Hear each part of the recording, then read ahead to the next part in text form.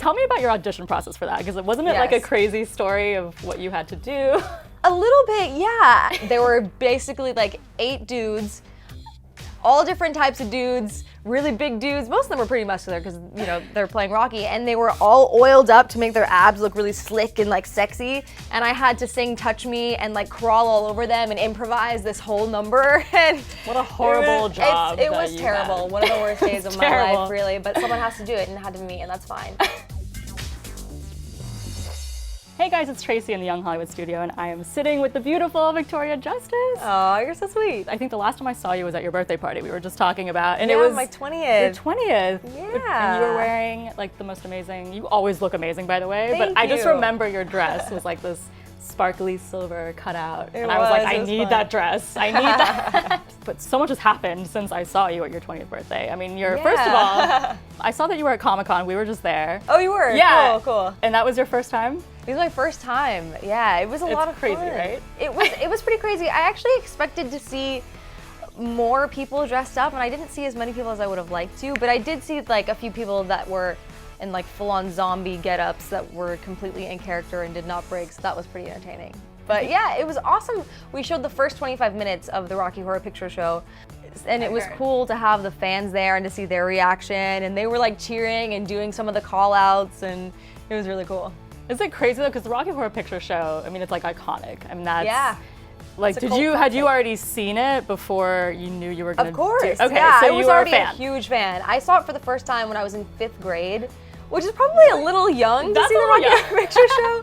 But I loved it. And then when I was 15, I went to my first midnight showing with my mom, actually, and then my friend Avin Jogia and his mom, and then my friend Josh Hutcherson and this other girl, Cassie Lerman. We all went together, and it was such a crazy experience. What is the experience? Because it is an experience. Like, it's for people totally who don't know. So basically, hardcore fans of the Rocky Horror Picture Show will dress up as the different characters, and usually there's a shadow cast, so like you're watching the movie and then there are actual people that are acting out the film, and then there are call-outs, so the audience for the entire movie have basically their own script of things that they yell back at the screen. It's so interactive. They'll like throw toilet paper when it's like the wedding scene, and like they grab newspapers and put it over their head when Susan Sarandon was singing over at the Frankenstein place. They get really, really into it, and this has been going on for over 40 years now, so crazy. It's really crazy. crazy. The costumes, everything. I think it kind of like almost led the way for a lot of like musicians to like wear like the fishnets and like the dyed hair.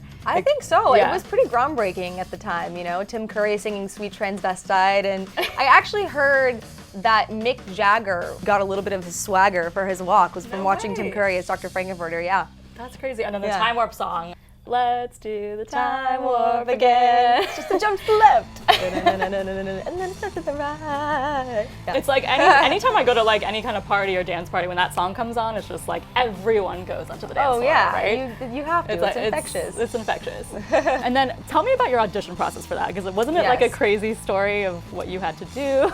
A little bit, yeah. I mean, they did not just hand it to me. I had to work to get the role, which I'm pretty proud of, because I know they saw a lot of people, so I just feel so lucky to be a part of it. And my first audition, it was it was a little risque, right? For what you've done. Yeah, my first audition was I was just in my normal clothes, and I sang a little snippet of X's and O's by Elle King, because I wanted to hear my voice. And I did like the bedroom scene. And then for my screen test, they wanted me to come in Janet wardrobe. So in one scene, I had like her little pink dress on. I got something at Forever 21 that looked really similar to it. And then for the next part, when I was singing Touch Me, they had me perform the whole song. And that's when I stripped down to my bra and a little slip and a pair of high heels. And weren't there like, apparently, I think I saw that you said there were like oily men. And then, after that screen test, and then I actually got the role, and that's when I had to read with different Rockies. And there were basically like 8 dudes, all different types of dudes, really big dudes. Most of them were pretty muscular because, you know, they're playing Rocky, and they were all oiled up to make their abs look really slick and like sexy. And I had to sing Touch Me and like crawl all over them and improvise this whole number. And what a horrible job. It was terrible. One of the worst days of my life, really. But someone has to do it, and it had to be me, and that's fine.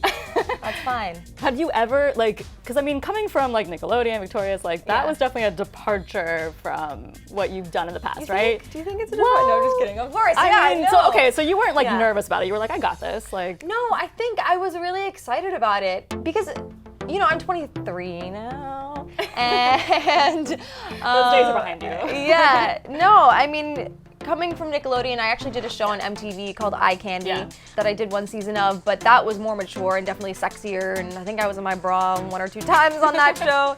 So, you know, I'm more mature. I've grown up. I think the fans have grown up with me, and I'm ready to embrace that side of myself, you know? It was really fun. I had a great time. And it's gonna be like a musical TV movie. So is it gonna be like interactive with the audience like how the original was, or what can people expect? Yeah, well, I mean, I think what people can expect is that it's the same script as the original film, so we're not changing anything in that sense, and all the music's the same, but there's new choreography and new costumes, and we're really paying homage to the legacy of the Rocky Horror Picture Show, and we're honoring the fans that have supported it for so many years. So that's really cool, and you know, I don't want to give too much away, but there are some really cool things that Kenny Ortega chose to do as far as incorporating the fans. And we actually have the president of the Rocky Horror Fan Club. His name is Sal, plays the photographer when at the very beginning wedding scene where he's like, everybody, mothers and daughters, get in, or whatever he says. And then Tim Curry, who played the original Dr. Frankenfurter, is coming back now and playing the narrator, which is oh my God, so amazing so cool. to have that come full circle and to have him give his blessing to the project that catapulted him is really incredible. I was so starstruck and fangirling. I was gonna say, so did they hard give the you any first like time I met advice or him. any insight into like the character Janet, like what you should do, I or mean, you sort of no, made it not your own? really. I kind of just figured that out on my own. And you know, I watched the movie a bunch of times, but I didn't want to be so familiar with it that I was copying what Susan did. You know, I wanted to make my own choices and find new things. So I feel like I was able to do that, and I'm really proud of the film, and just working with such an incredible cast.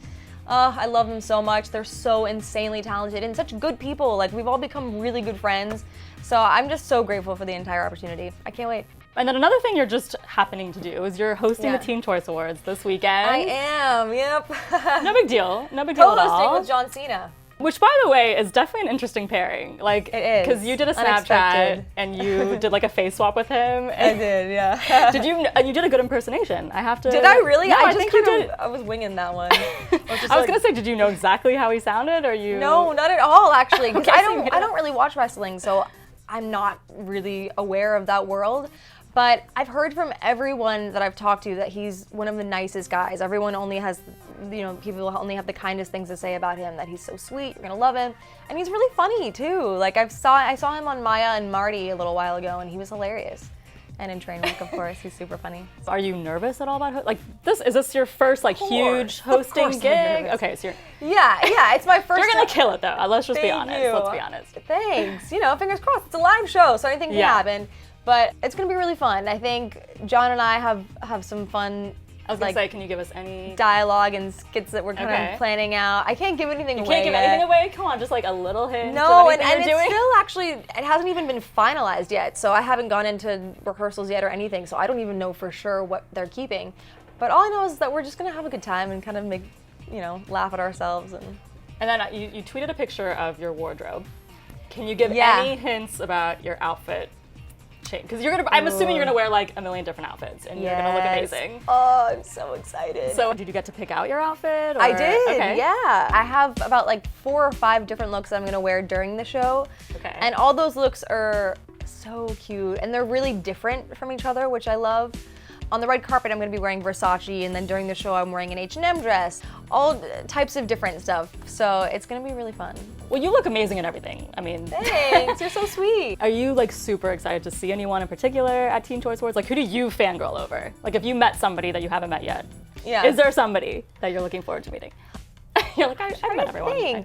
I mean, like, I've been in this business for a long time, so it takes a lot for me to get starstruck because, you know, people are people and we're all just doing our thing, but I don't know. You know, I actually met Justin Timberlake when I was 13. I went to the premiere of the 3rd Shrek film or something that he was in, and I was on the red carpet, and my publicist asked if I could take a picture with him, and then his publicist was like, no, he has to go.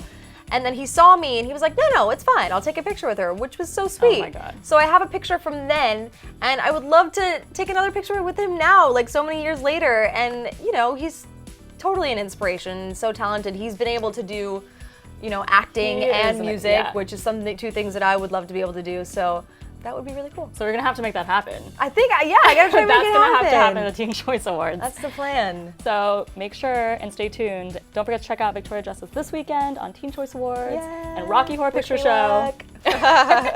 You'll kill it. Thanks. I'm not worried. You love SpongeBob? I do, yeah. I mean, I was part of the Nickelodeon family, so I feel like I would be betraying my own roots if I said that I didn't like SpongeBob. Can you do his laugh? He goes like this. He like, yeah, that's what he does. You know that like something I can't really do it, but. Bye, Patrick. Bye.